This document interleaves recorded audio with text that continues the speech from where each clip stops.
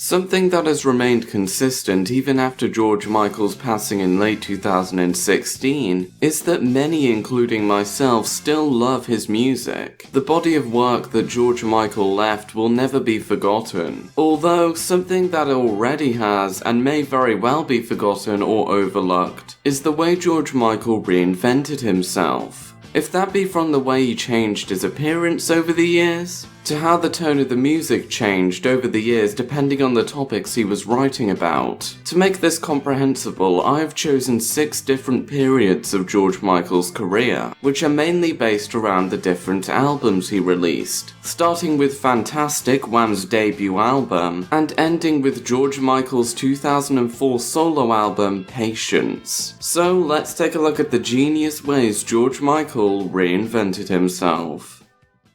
Starting with George Michael's debut in the pop duo Wham with Andrew Ridgeley, we begin with the Bad Boys period. This period consisted of some of George Michael's most outward-looking songs, and that's why he created the characters known as Bad Boys. Presentation-wise, they look like stereotypical bad boys, leather jackets and all. The cover of Fantastic communicates what George Michael was going for with these characters perfectly. The red background signifies danger and power, and the lack of expression on George's and Andrew's faces execute the Bad Boys idea perfectly. And as for the music, well, some of Fantastic revolves around the characters George had created with the Bad Boys idea, touching on living the celebrity high life with Club Tropicana. The song of the same name, Bad Boys, is about, well, bad boys. And Young Guns is about a character worrying that his friend is becoming too involved with a girl and that his friend should instead enjoy his youth. The songs featured on Fantastic during this period are mainly about the highs and lows of being young, especially in the 80s, from relationships to addressing the UK's unemployment problem at the time. However, where would Wham, and more specifically George Michael, go from here? Well, they scrapped the Bad Boys look and sound, because, I don't know, this is what George Michael says. Really, you know. Well, we don't look like bad boys, do we, really?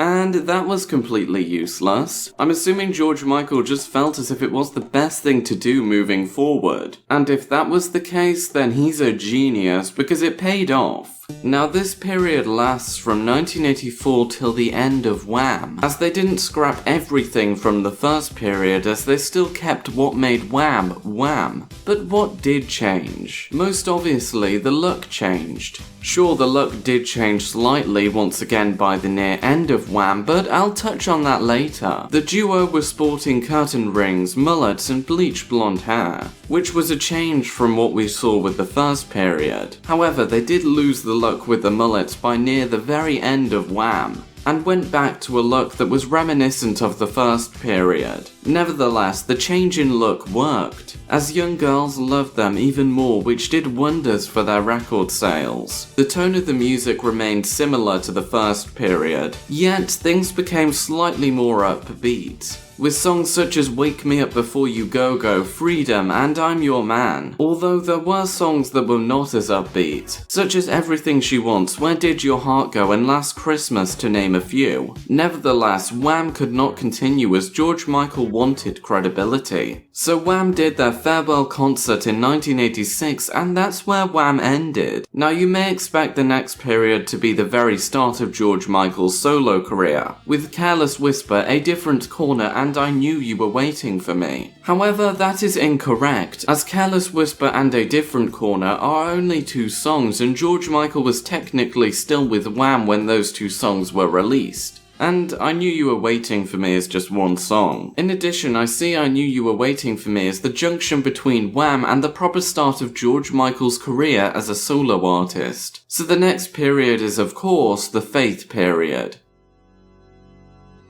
Many expected George Michael to continue with his solo career after Wham, and that's what he did. Howbeit, no one expected his solo career to do as well as it did. Faith generated 6 top 10 singles, which allowed George Michael to dominate the charts in 1987 and 1988. Nonetheless, how was George Michael able to achieve this? Well, simple. George Michael took past elements from Wham and just made things more mature as he was looking for credibility. George Michael now had shades, blue jeans, and kept the leather jacket. Stubble became a key part of George Michael's identity, as the stubble was something George Michael only had in the later years of Wham. Everything was cooler, I suppose, and you could see he was rooting for a more mature audience, with the oh-so-iconic and blatant "I want your sex." Nonetheless, his demographic was still young girls, but who's complaining? Faith was an absolutely massive success, and this was achieved through the image we touched on earlier and of course the music. You obviously had the title track Faith, with the pipe organ version of Wham's Freedom before going into the song. One More Try and Father Figure, possibly two of the best songs George Michael ever wrote. Kissing a Fallen Monkey are great too. Really, this album just had to be a success. The tone of this album has variety, going from high highs to low lows, and it's wonderful. Nevertheless, on a mission for credibility, where would George Michael go from here? After releasing this stellar album, well, George Michael decided to try something a little bit different, shall we say.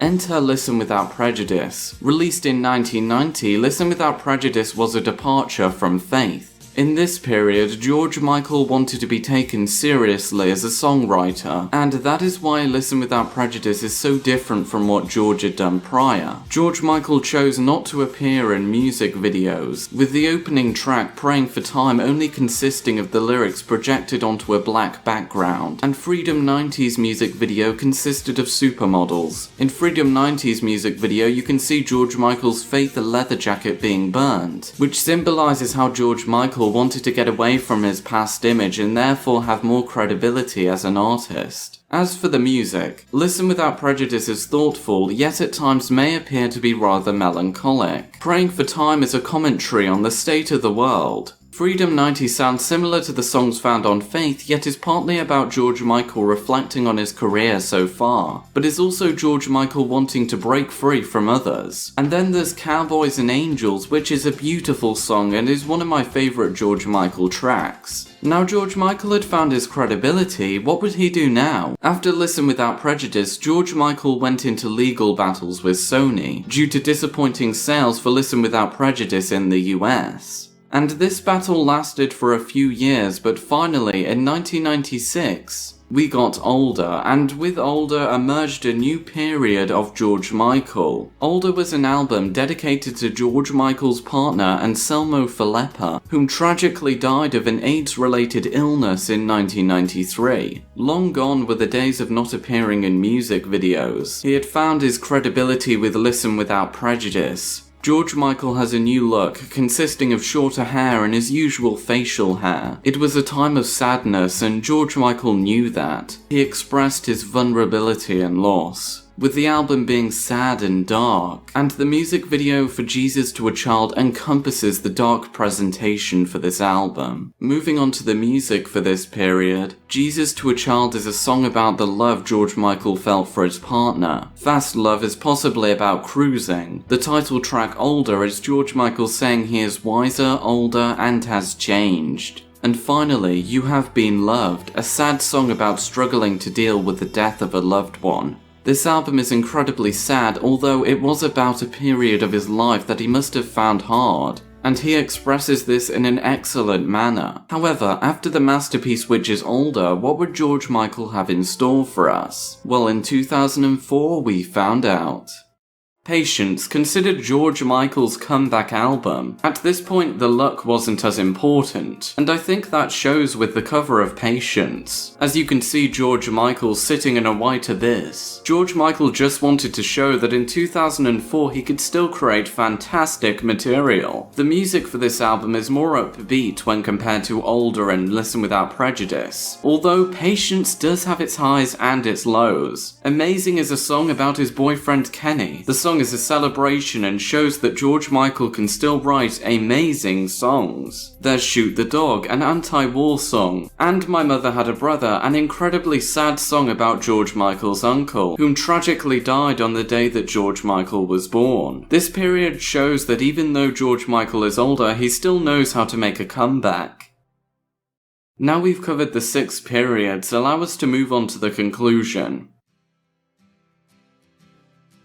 In conclusion, George Michael is remembered for many things, from his music to his looks. Although something that we need to remember is that George Michael was a genius at reinvention. From upbeat tracks with Wham such as Wake Me Up Before You Go Go, to older with Jesus to a Child where he expresses his sorrow. The periods I touched on in this video really give you an idea of how he developed as an artist. Later periods of George Michael's career appear to be more introspective, whilst earlier periods of George Michael's career appear to be more outward looking. It's interesting to look at how George Michael reinvented himself from Wham to Faith especially, going from a bubblegum pop duo to a solo artist whom dominated the charts. Really quite interesting if you ask me, and this was something I've wanted to discuss for a while, as it's something I've always noticed with George Michael's career. Because I listen to George Michael's music all the time, his music has just meant so much to me, and that's why I hope I can make more videos discussing George Michael.